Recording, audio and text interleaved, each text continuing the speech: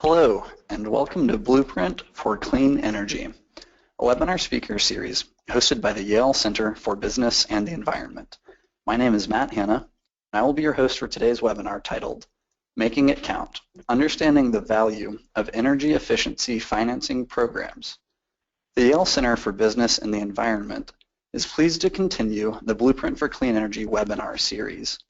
This series invites leading practitioners and researchers in the field of clean energy to talk about the latest opportunities and developments in corporate, nonprofit, and public-private arenas. We hope you'll also visit our partner program, Clean Energy Finance Forum, at cleanenergyfinanceforum.com.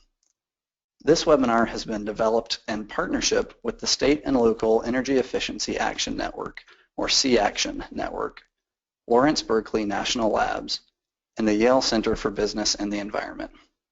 We are delighted to have Chuck Goldman and Chris Kramer with us today to present the first of two webinars on C-Action's recent report exploring energy efficiency financing's regulatory context and planning and evaluation tools. This report is available through the C-Action Network's website at caction.energy.gov. A second webinar in this series will examine case studies in several jurisdictions and will be a week from today on February 18th. Chuck Goldman is a staff scientist and division director of the Energy Analysis and Environmental Impacts Division at Lawrence Berkeley National Laboratory. Chris Kramer is a senior consultant with the Energy Futures Group. He has served as a consultant on financing matters to Lawrence Berkeley National Laboratory since 2013. We would like to remind our listeners that we welcome any questions you might have, and we will direct them to our speakers at the conclusion of their talk. Please type your questions directly into the GoToWebinar chat window throughout the presentation. And with that, we welcome Chuck Goldman and Chris Kramer to Blueprint for Clean Energy. Thanks, Matt, and good morning to all of you. I'm going to talk and introduce the report Making It Count that Matt described. And first, maybe another brief word about C-Action. The C-Action Network is a network of about 200 leaders and professionals led by state and local policymakers that bring energy efficiency to scale at state and local levels. C-Action has 8 working groups, and C-Action is facilitated by the Department of Energy and the Environmental Protection Agency, and it's a successor to the National Action Plan for Energy Efficiency. This report and activity was done under the guidance and oversight of the Financing Solutions Working Group. In terms of what C-Action does, it's been around for 3 or 4 years. It provides support on efficiency policy and program decision making with the target audiences are state energy office directors, utility regulators, air directors, legislators, governors, mayors, and county officials, consumer advocates, and other stakeholders interested in energy efficiency. There are many products that you can find on the C-Action website that have been produced by the working groups, and they tend to draw on best practices, considerations for decision-making, and analysis of current issues and approaches. In terms of this report, we were commissioned by the C-Action Financing Solutions Working Group, who was interested in starting a dialogue among state regulators, policymakers, the financial community, and other stakeholders, given the emergence of financing programs in a number of states. We wanted to explore the options for placing efficiency financing in an appropriate regulatory context and explore some of the issues regarding adapting traditional efficiency program planning and evaluation tools to the unique features of energy efficiency financing. In terms of the context for the report, on-bill financing has been around in utility programs for 20 or 30 years. But within the last several years, there have been some major changes. Several states have launched large-scale financing initiatives that are using utility customer funds, and oftentimes in an attempt to attract private capital to leverage those investments. In several states, these financing programs and administrators have been placed outside of traditional oversight by state regulators. And several states policymakers have articulated a long-term goal of shifting away from traditional efficiency program strategies that involve technical assistance, rebates, education, and trying to supplement that with financing as a substitute for strategy over time. The implications of those changes potentially are possibly less reliance upon the existing planning and evaluation approaches that have been used under traditional regulatory oversight. And also the planning and evaluation tools themselves may need to be adapted to account for some of the unique features of financing programs. And those are the issues that we explore in this report. So at a high level, the questions that are posed are, can financing be placed in a regulatory context that would preserve both accountability while providing sufficient flexibility to program administrators and customers? And second, can the tools that have been used to screen traditional efficiency programs for cost effectiveness and to assess potential savings and impacts be adapted in ways that make them work for emerging efficiency financing programs? To think about this in terms of a policy and a regulatory context, we developed this conceptual framework. For much of the last 20 years or so, financing programs have been offered as a supplement to an existing portfolio of programs. So you may have an administrator that has a rebate program that pays for a portion of the costs of a measure. That administrator may also offer financing program at either market interest rates or below market interest rates, where customers can finance the remainder of that. And oftentimes financing spans multiple programs and is offered. And in general, when an administrator is using financing as a complement, the kind of questions that you want to ask are, you want to look at the ability of financing to enhance existing programs and market activity. You want to understand if a financing program is providing value relative to other existing program strategies. And you have to make some decisions about the optimal mix of program budgets and resources to allocate to financing versus other program strategies. But there are some states and policymakers who are looking at an eventual transition from rebates to financing-only strategies. And if you're in a state or considering thinking about financing as a long-term substitute program strategy, then the question to think about is the effectiveness of this paradigm shift away from traditional rebates and toward financing. And you have to ask questions like, how much participation is achieved? What kind of energy savings are you realizing on balance? And are you still able to reach market segments?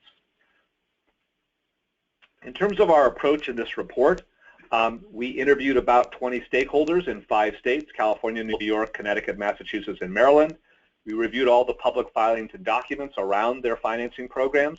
And we picked these states in part because they highlight some of the emerging trends in financing programs. So for example, in California, CAFA is offering a suite of financing pilots across the commercial, industrial, multifamily, and single-family sectors. In New York in the last 3 or 4 years, there have been major initiatives launched in terms of green banks. In Massachusetts, they have a large financing program. It's called the Heath Loan Program that's reached about $100 million in annual volume. And recently, in recent years, the Commission has decided that an evaluation of that program would be appropriate. This chart provides more detail on the programs, and along the left axis, we have some description information about the program and the policy context. So, for example, in 4 of the 5 programs, utility customer funds were sought or used. We identify whether the administrator was regulated by a regulatory oversight entity. We look at whether or not the program was treated as a distinct program within the portfolio offered by that administrator, whether there were performance incentives offered to the administrator for performance, what the policy framework was in terms of whether it was envisioned as a complement to existing programs or whether it was envisioned as a substitute. We also give some information about the size of the program, and you can see it ranges from $4 or $5 million in Maryland to possibly close to $1 billion in New York ultimately. And we also list the kind of financing or credit enhancements that are offered by the program. So when you're thinking about placing financing in a regulatory context, at the bottom of this chart, we're focusing in this report mostly on financing programs that are using and accessing utility customer funds. There are many financing programs that are offered by state energy offices and things like that that use taxpayer dollars or in some way. But and they have different kind of oversight mechanisms. But when you're using utility funds, that provides a basic rationale for regulatory oversight. And in terms of that oversight, oftentimes they are subject to state public utility commission rules and requirements that those entities have traditionally adopted for efficiency programs. And then finally, the third dimension is to sort of talk about program treatment. The regulatory oversight and treatment may depend in part on how the program is classified and treated. We go into that in somewhat more detail. So for example, in some states, financing is actually treated as a distinct program rather than a component. And if it's done in that fashion, you'll be tracking costs and savings more explicitly, and you can possibly evaluate the program in an easier way, and it may bring attention to the outcomes that are directly attributable to financing. Also within states, states have different policy objectives for efficiency programs. So in some states, they're looking at efficiency as a resource. It's possibly efficiency is being considered as part of a resource planning process where it can defer generation and transmission and distribution investments. And oftentimes in those contexts, we're looking at energy savings and benefit costs, and it has to be cheaper than supplies assets. And so that's the framework for these programs. But in a number of states, we also have multiple objectives. And in some cases, we're trying to reduce the barriers to efficiency. We're trying to transform the energy service markets. And oftentimes, these are very long-term objectives. And when we have market transformation objectives, we oftentimes have to frame them in terms we have to characterize the markets, we have to look at the barriers, we have to look at the strategy. And oftentimes there's a connection between these objectives. Oftentimes the resource acquisition impacts that you look at in terms of savings may shed some light on the ultimate prospects for transforming financing markets over the long term. And the third element is that in some states, the administrator is eligible for performance incentives depending on their performance of the program. And if to the extent that those outcomes are linked to performance incentives, they do bring increased attention to evaluation of savings and impacts. To sort of give an example of that paradigm in context of California, in California the programs are clearly subject to PUC oversight. The PUC has broad savings targets and savings claims, and there's some coordination with state energy planning in California. And in California, the financing programs are viewed as a distinct program, and they have both kinds of objectives, resource acquisition and market transformation objectives.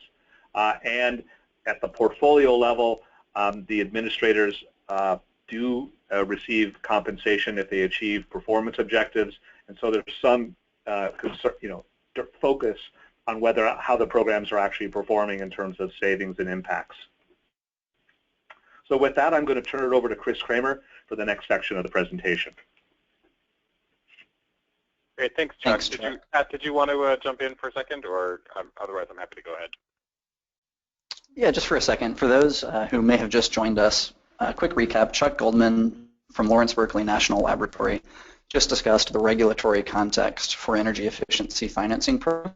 And in the next 25 minutes, Chris Kramer of Energy Futures Group is going to speak about how traditional energy efficiency program tools apply to these new financing programs. So I'll let you go ahead, Chris. Thank you. Great, thanks, Matt. And I'll be asking LBNL to advance slides, so apologies, I'll probably have to say next slide each time. But right now we're on slide 13. So one of the things that we focused on a lot in this report was what are the planning and performance tools that are available to us to potentially assess the value of energy efficiency financing programs. And we took a look at the planning and performance tools that have been applied to energy efficiency programs more broadly over the last several decades.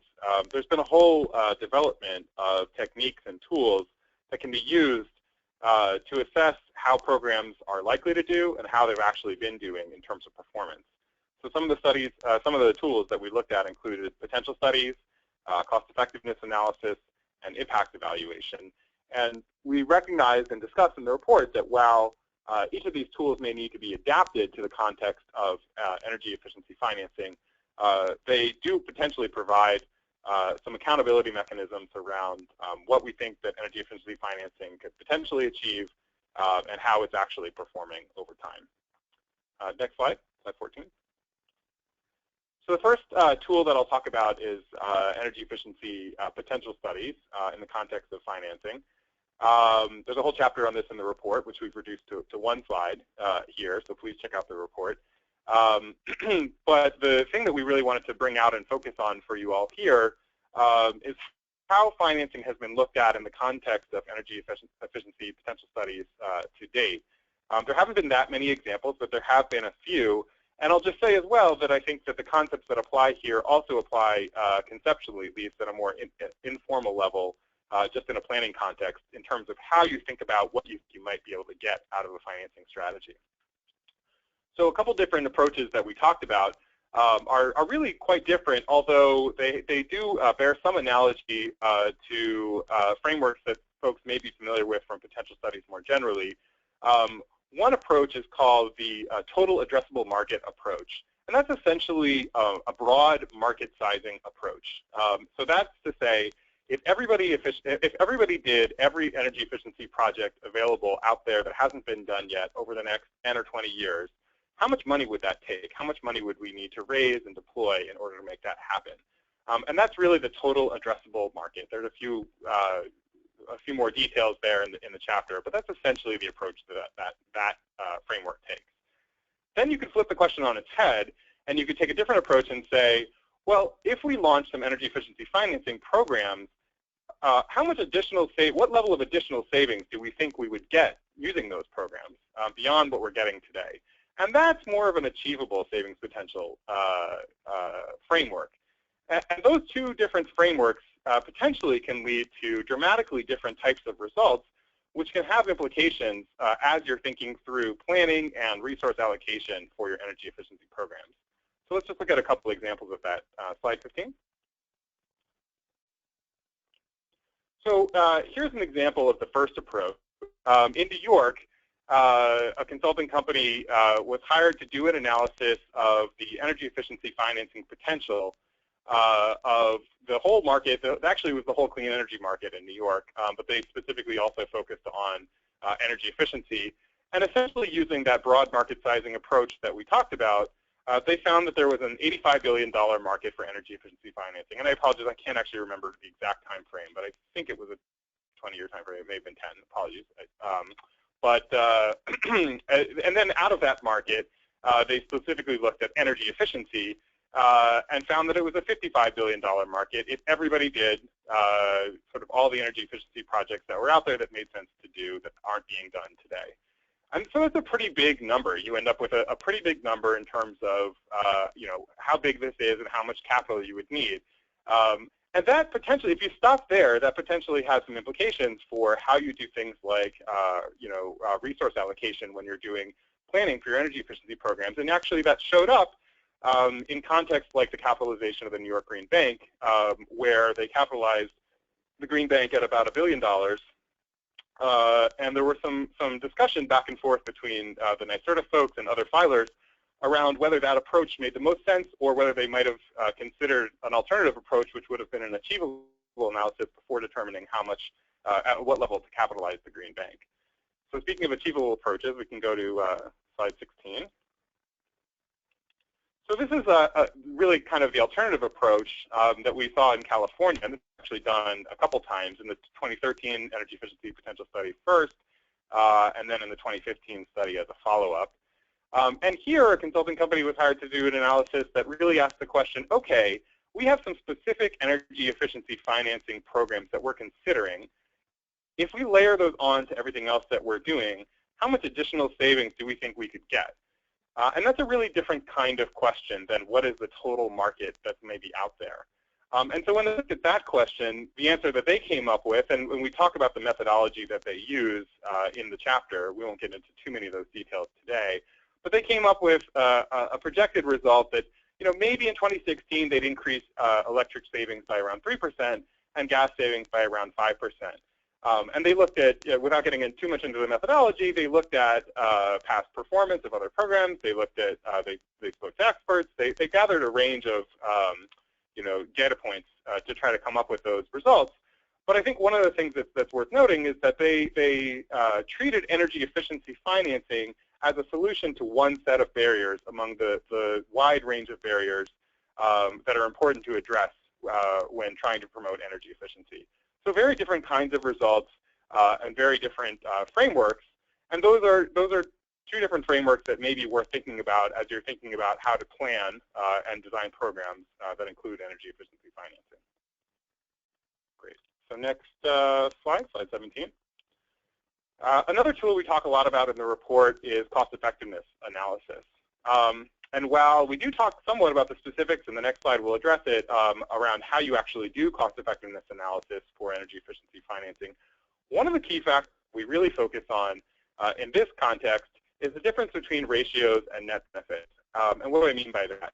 What I mean is, particularly Chuck alluded in the earlier slides to this work of using financing as a complement or using it as a substitute. Particularly in a substitution context, one of the things that you may want to look at is less money on my energy efficiency programs. If part of my goal is to cost shift away from program administrators and potentially toward customers and spend a little bit less on my energy efficiency programs, it may turn out that in some cases you actually improve the ratio of benefits to costs by doing that, at least from a program administrator perspective, because you're spending less. So from a program administrator cost test perspective, your ratio may go up. This may sound obvious, but one of the things you also want to consider, though, is whether your total benefits potentially, whether those go up or down. And in some cases, it may be that if you're investing less in a less comprehensive set of energy efficiency programs, it may turn out that even though your ratio was actually lower, in that case, your net benefits were higher. And the point is that in the end, the most cost-effective thing you can do is to invest until your last dollar is no longer worth it, essentially to maximize your net benefits. You can think about this in a non-financing context as well. You know, if all you did were, obviously the lighting world is changing, but over the last several years, if all you did were CFL programs, those have pretty good ratios, but you'd be missing out on a whole bunch of other benefits. So that's something that you want to make sure you look at as you think about, okay, how cost-effective is energy efficiency financing? Don't just look at the ratio, make sure you look at net benefits as well. Next slide. Then we do, as I mentioned, we do talk a little bit about the unique features of cost-effectiveness analysis as well, and how that potentially applies in the context of energy efficiency financing. So you heard me mention the program administrator cost test in the last slide. And one of the first things that we point out is that that whole sort of framework and the whole goal around potentially cost shifting or reducing program administrator costs, it's really most relevant when you're just doing cost effectiveness from the perspective of the program administrator or the utility cost test. Those kinds of tests look at the benefits and costs from that perspective, without looking at the whole jurisdiction or the whole society with say a TRC test or a societal test. And one of the things we point out is that you know, that again, the financing may not actually have that much other alternative types of energy efficiency cost effectiveness tests. So, for example, TRC and societal tests don't actually look at who's paying for what. Whether it's the customer or it's the program administrator, they really look just at what's best for the jurisdiction or society as a whole. And at the risk of oversimplifying, if it's better for that jurisdiction or society as a whole, it's considered cost effective. And financing really doesn't affect that all that much. Then one other issue that we talk about, which I'll sort of summarize rather than going through each of these issues in detail, is that when you talk about costs and benefits in the context of energy efficiency financing, there are a few things that look a little, I'll just use the word funky, a little different than you might be used to seeing in other contexts. So for example, what are costs? A lot of this is really around cost. There are some questions around the benefit side, but I would say a lot of them end up being on the cost side. What are real costs when we're talking about energy efficiency financing or financing in general? For example, if you allocate some money toward actual loan capital, and then you put that money out the door in the form of loans, that's just a simplified example, that money may not be considered a cost unless and until you actually have some loan losses. Now, if the loan goes bad and you don't get the money back, maybe that's a cost, but maybe you decide not to consider the principal that goes out the door a cost because you expect to get that back. Those kinds of things, and how do you actually decide what you expect those losses to be? If you're putting it at below market rates, what's the cost? What's the implied cost there? Those kinds of things. How do you deal with interest costs? All those kinds of things are issues that you do have to kind of wrestle with a little bit in terms of figuring out how to actually apply cost-effectiveness analysis to energy efficiency financing. The next slide. And then finally, the last tool that we talk a lot about, and that we'll be talking about next week as well with some of our guest speakers, is impact evaluation. And there are a number of points that we make about impact evaluation as it relates to energy efficiency financing. This is one of the tools that I think generates most interest in terms of the people that we've spoken with about this paper so far, because everybody likes to look at observed results. What are the actual results that you've seen? And one of the first points that I think I try to make when it comes to evaluation is that even though there are some things that you might get just by direct observation, evaluation can be a good opportunity just to kind of take a step back and look at some of the basics. So for example, one of the questions that people often ask, or one of the ways that people often judge how an energy efficiency financing program is doing is just by looking at loan volume. So very often, someone will say, "Oh, how's your program going?" And they'll say, "Oh boy, we're really doing great. We're getting millions of dollars." And they'll kind of stop there and say, "Hey, that's terrific. Good job." And there's nothing wrong with that. To a certain extent, I'm guilty of that too. I've worked on energy efficiency financing programs where pretty much somebody asks me how it's going, and the first thing I say is, "What's the dollar volume that we've seen?" But it's important to just look at some of the basics, and evaluation can be a nice way of providing some context around those kinds of metrics, which may not tell the whole story. So here's just an example. Chuck alluded to the Massachusetts evaluation as well that was recently done. And one of the things that they found, for example, was, yes, the heat loan has actually done quite well in recent years in terms of ramping up the total loan volume. It's up at around $100 million a year. That's bigger than almost any other residential energy efficiency financing program around the country. But when they look at it in the context of the whole program, they also found that it was only actually used by about 9% of the residential program participants. There's nothing wrong with that. That's great. They actually also found that those people who did use that program, really found that it was important, really helped them move forward with measures that they might not have otherwise done. But it was just a nice way of kind of putting in context what is it that this financing program is really doing for us, and thinking about the other 91% of customers that aren't using that particular product, and realizing that you're reaching them in other ways. So may it be important to have those comprehensive programs, strategies continue if you want to continue reaching those customers. Next. So I alluded to this concept of, is the financing important to those who use it? That's where it gets a little trickier. And this is one of the things we spent a lot of time on in the report, and we've talked about a lot since with various folks who've been interested in this topic. That's really around, that really centers on the concept of attribution. For those of you who are sort of less familiar, the concept of attribution you could really kind of think of in two ways. One way is to say, was this particular program or strategy really responsible for the savings that you've observed? Another way to think about it is, if you didn't have that, it's more the counterfactual. If you didn't have that program or strategy in place, would you have gotten those savings? And the issue is that in an energy efficiency financing context, that question can get a little trickier than it might in other contexts. So in particular, one of the things that's different about energy efficiency financing is there's a whole private market out there that exists today to provide financing products to people who want to do things. So for example, if they want to make energy efficiency investments, they need some financing to help them do that. There are plenty of private lenders out there today who have products available that can help them do that. And so one of the questions that you may need to ask if you're launching an energy efficiency financing program is, do we really need this particular program? And that's not to say you don't, but you may need to think about, have we actually generated more savings than we would otherwise have, just basically used our other strategies and then allow the private market to essentially to do the financing for us. And so this graphic goes through some of those questions, and we suggest sort of a three-step process for how to think about what is the true savings attribution that you can ascribe to energy efficiency financing programs. And the first thing to think about is, did that customer need financing in general? Was that something that they really needed in order to get the project done? And actually, in certain markets, for a lot of customers, depending on how you define the word financing, oftentimes the answer is no, but in some cases, certainly the answer is yes. So that's the first question. Then the second question to ask yourself is, did our particular, as I just mentioned, did our particular financing program really help get us more customers, more participation, more savings than we otherwise would have gotten? Or would that private market have filled in if we hadn't had the program that we launched? And then finally, it is also important to look at what's the influence of other program offerings. So for example, you may have incentives or rebates or technical assistance that you're offering through your programs, and those things may overlap with the financing program that you've launched. And in particular, if you're thinking about, as Chuck alluded to at the beginning of the presentation, what would it look like in a world where all we were really doing was running financing programs and we ramped down some of the other things that we were doing?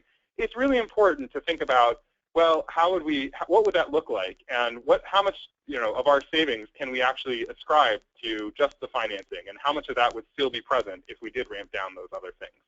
So this is a framework that we suggest for thinking about those kinds of questions. Next slide.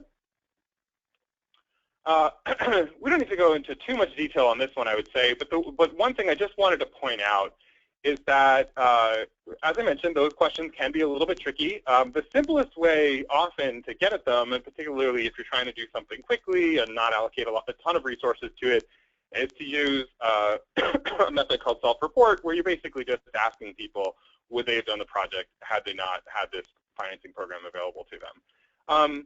And there's a lot of discussion. There's been actually some pretty interesting discussion among some experts in the evaluation community over the last, I would say, year or so, around what methods are the best methods to use to actually get at some of the questions we talked about in the last slide.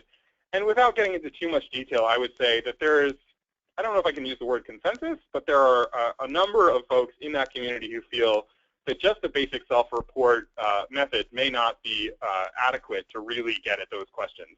So, if you, for example, run an energy efficiency financing evaluation and you come up with a number that says, hey, turns out everybody who used this financing program said they really liked it, just, potentially look at that with a little bit of a critical eye. Think about how did we find, how did we come up with that that data point, and is there anything else that might suggest that that's, that in fact there are alternative ways of thinking about it, and ideally, before you do your evaluation, you may want to talk to the evaluation community, whoever you're using as a contractor, and say, what is the best method for getting at this question? Because in the end, it's really, really important to understand what level of savings you've actually generated with your program. That's really why you run a program.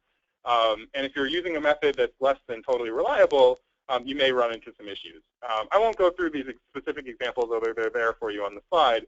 But the main point of them is that within the context of a few studies that we've looked at, there have actually been actual data points right within the same studies that suggest that the, say, net to gross or the kind of attributable savings levels to energy efficiency financing programs that they came up with using a self-report method might not have been consistent with some of the other data points they were observing right in the same evaluation.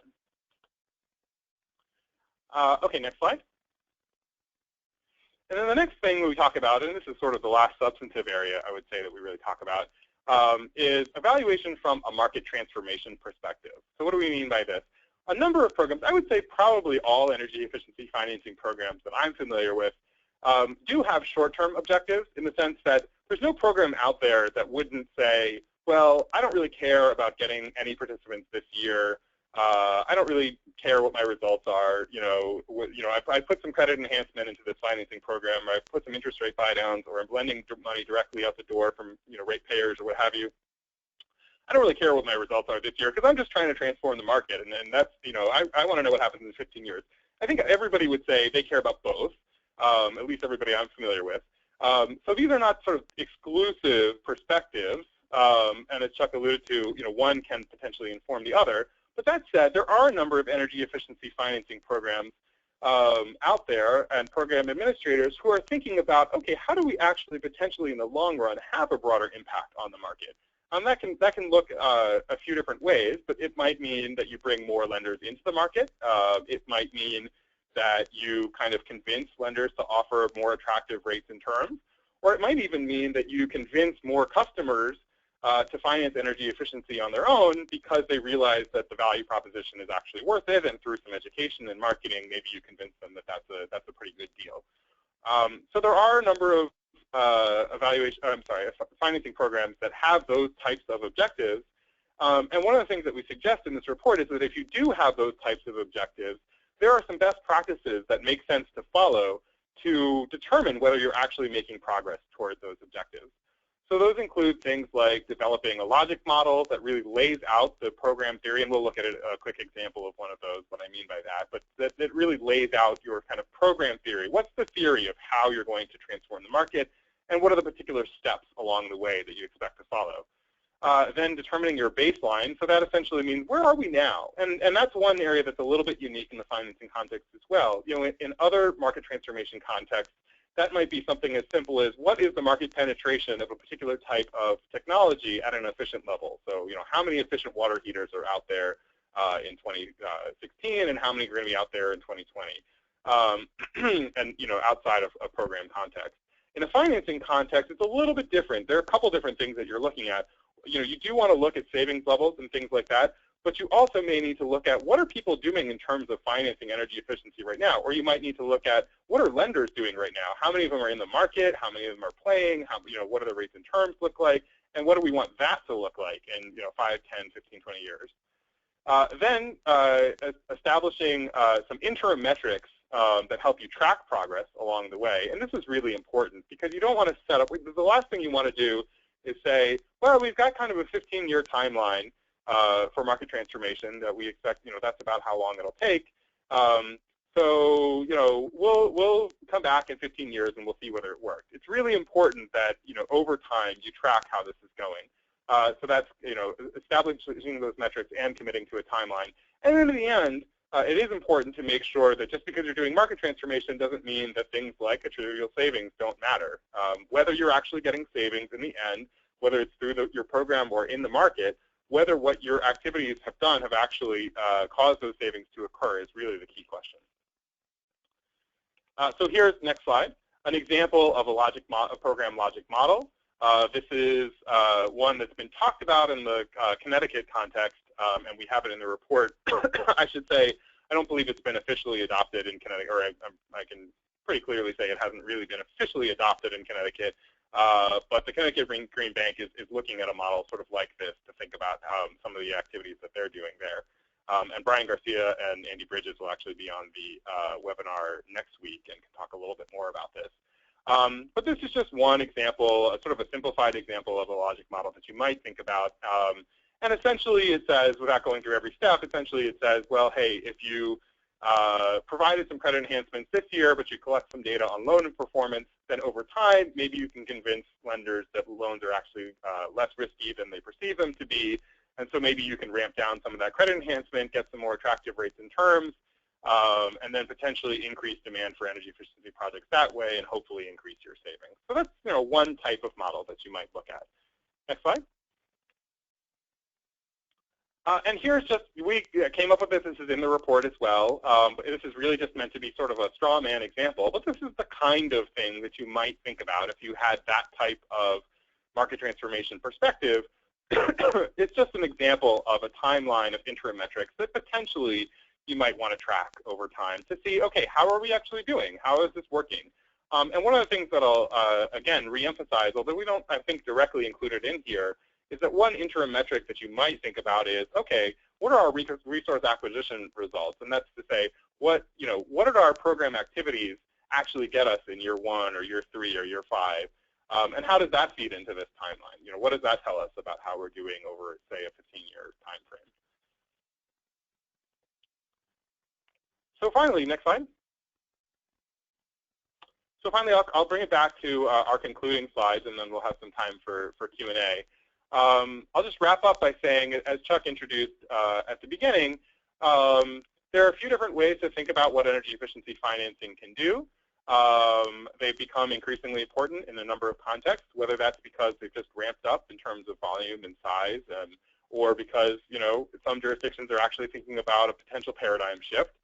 Regardless, we would say that we would suggest that, as financing becomes increasingly significant in certain jurisdictions, it becomes increasingly important to really understand and plan for what you think you can get and how it is actually performing. And that's even more important, I would say, in the substitution context, but it is important kind of in any context where financing plays a significant role.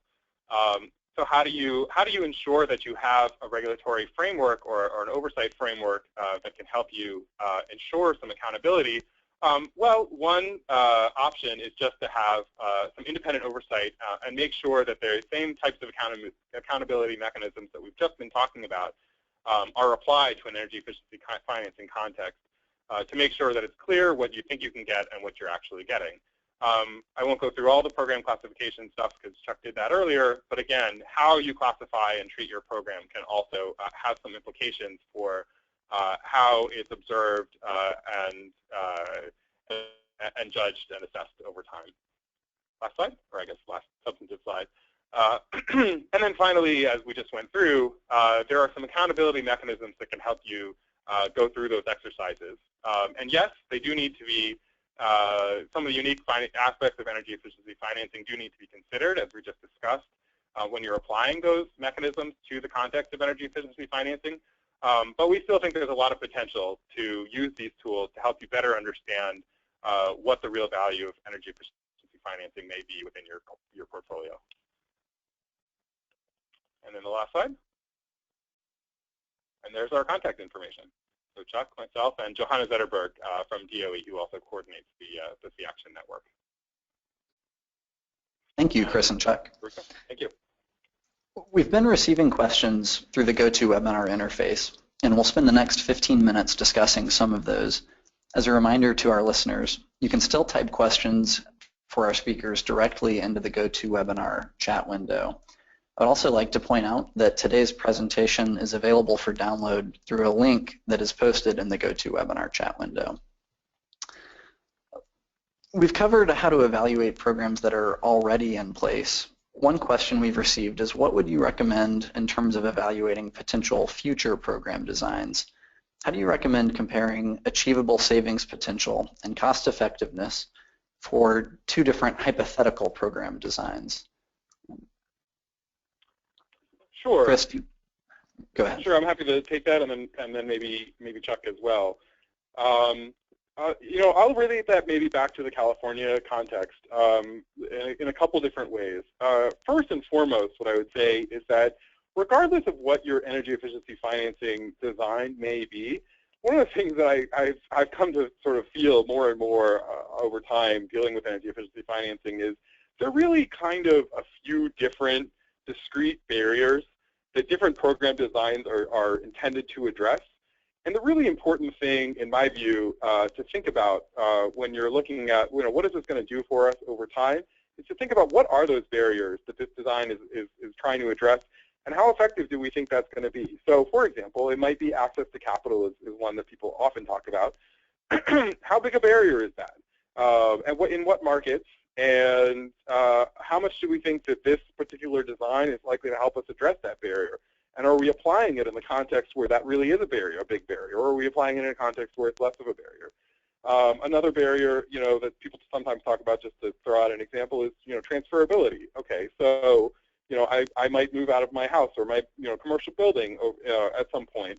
How do we make sure that I'm actually kind of adequately incentivized to invest in energy efficiency, given the fact that I may not be there at some point? Okay, how big a barrier is that for people? And and how well do we think that this product is going to address that barrier? So there are a lot of different financing products out there. They all address slightly different barriers. But in the end, in my view, it's really just, it comes back to what are those barriers and how important are they and how well do you think you'll address them? Chuck, anything you'd add there? Just the one other barrier that I would add is that in some states who have aggressive savings goals, people realize that they need to both expand participation and they also need to get deeper savings. And so one of the rationales for financing is that it might contribute to more comprehensive projects. So again, if that's an objective of a pilot program, you should try to look at the designs and be able to evaluate that. Thank you. I would just say, you can't do, in some cases you just have to run a pilot. You can learn a lot from the existing experience that's out there. And I would say that, for example, at LBL, we put out a report a year or two ago about 35 on-bill financing programs. We've looked at, there'll be reports on PACE programs. I mean, some of the major, we've looked at secondary markets. There are some resources out there that can help you hone in on some of that stuff, at least to sort of as a first cut. Thanks. Now we have a question about the pay-as-you-save model. Would you consider that approach to be an energy efficiency financing model that fits within the scope of this research? Chuck, you just answered that question yesterday, so I'll throw that to you first. Pay-as-you-save has been around, I think, for 15 or 20 years, and it's been adopted in several jurisdictions. I believe we actually include the results of pay-as-you-save in a couple of our on-bill financing kind of work. I think it probably would qualify in some sense as a financing option. It doesn't, in the jurisdictions that I'm familiar with, they are running viable programs, but they haven't achieved very significant market penetration. Thank you. The next question we've received is about long-term versus short-term effects and how you would evaluate the balance of those with different energy efficiency financing plans. Sorry, Matt, can you repeat that long-term versus short-term impacts? The long-term effects relative to the short-term effects. We also received a similar question about the benefit-cost ratio and how that could incorporate the net present value of the benefits.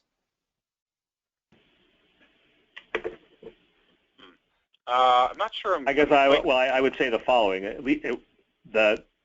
part of, at least in terms of net present value, the benefit cost analysis would have to look at the typical measures that are installed and the typical lifetimes of those measures and the estimates of savings from those measures.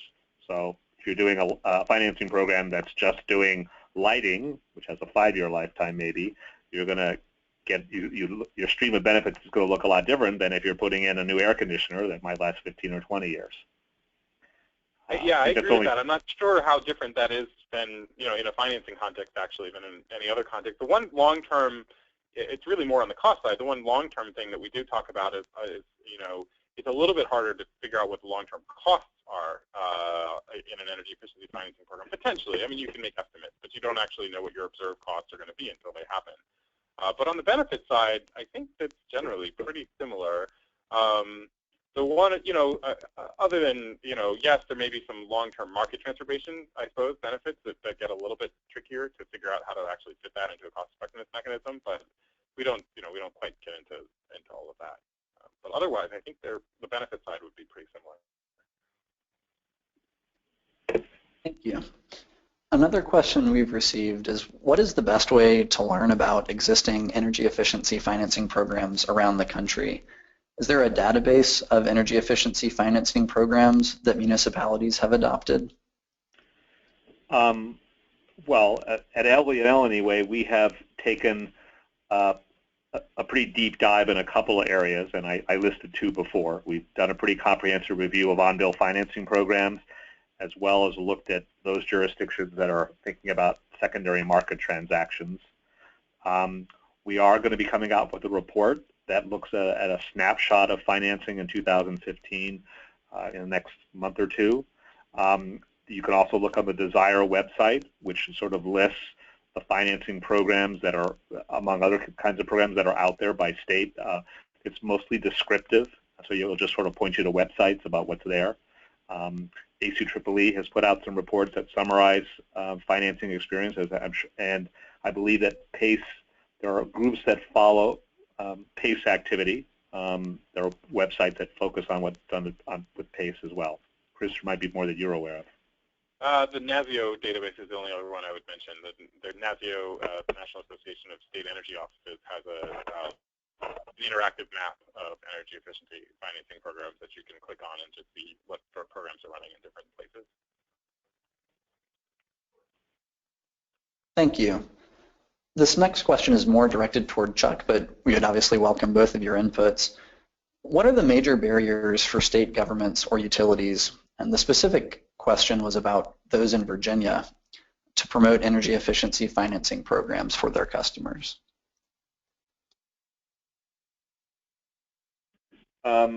Well, I can't say that I'm specifically familiar with the barriers in Virginia per se, but in other states that offer efficiency financing programs, oftentimes you have to have some type of authorizing legislation.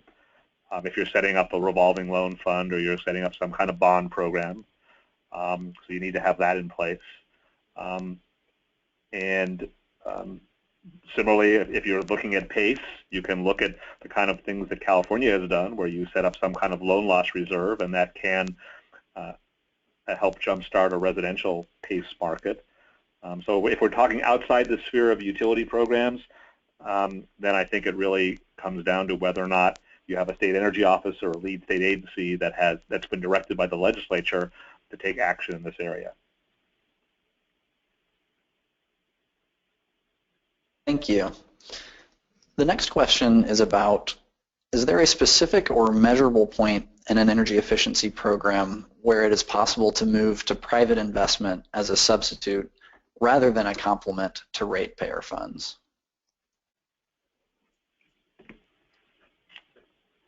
Well, I don't think we can answer that today. I think there are some states that are thinking about that going forward, and we hope that they use and think about the kind of metrics that are laid out in this report about transforming markets so that they measure their progress over time. And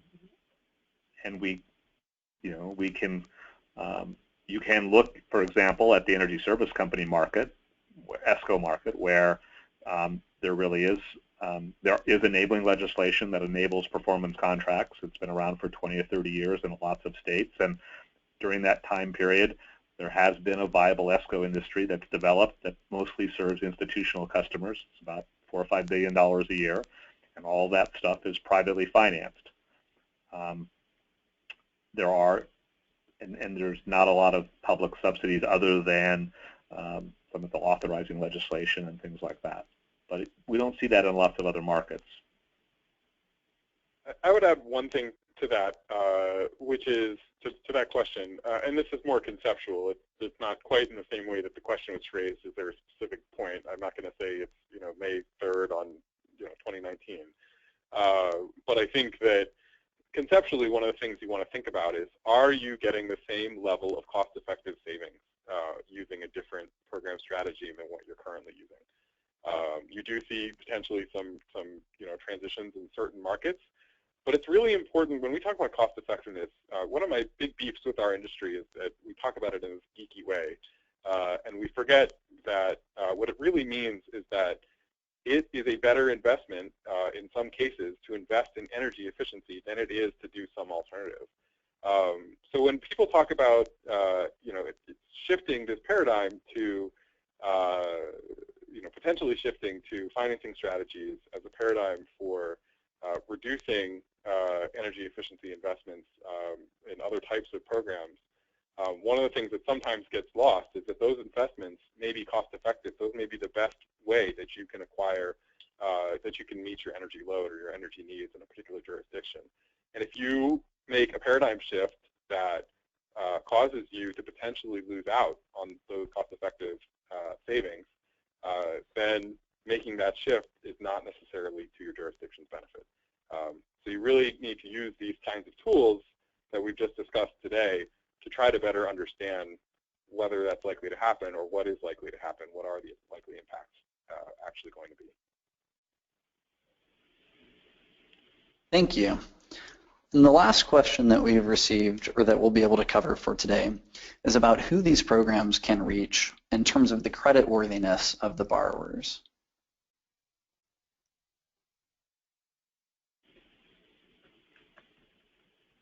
Chris, you can take that one.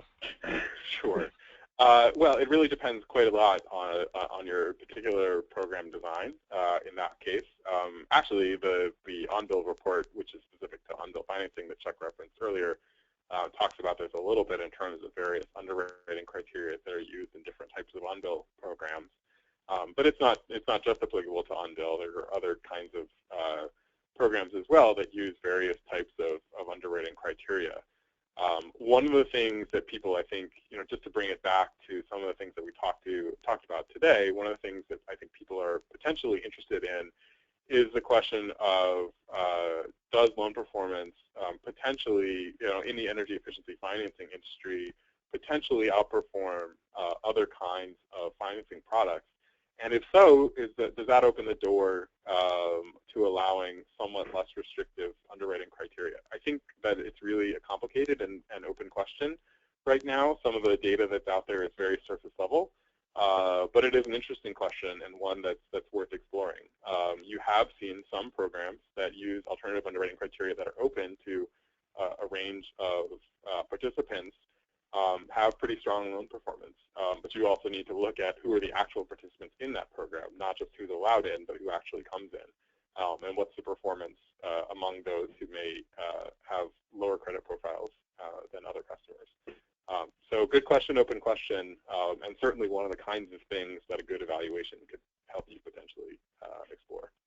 If you look at the Unbill financing report, we go into some depth on this issue of traditional underwriting criteria, alternative underwriting criteria, and how those utilities that have relied on utility payment history have sometimes been able to open up the market to a broader group of customers than they would by just using traditional financing criteria, and at this point have not suffered adversely in terms of loan performance. But it is, as Chris said, it is a complicated question, and we don't really have great data over long periods of time to look at that issue. So that takes us to the end of the webinar. I'd like to thank Chuck and Chris for a great webinar, and I'd like to thank everyone for listening and participating today. As a note, the See Action report, which we've been discussing, the link to it is available in the GoToWebinar chat interface. And as another reminder, this webinar will be made available on the Yale Center for Business and the Environment website, where I would also invite you to register for next week's webinar, featuring insights from a panel of speakers implementing these programs in several jurisdictions. Chris and Chuck, thank you again. This is Matt Hanna, and I hope you'll join us for the next Blueprint for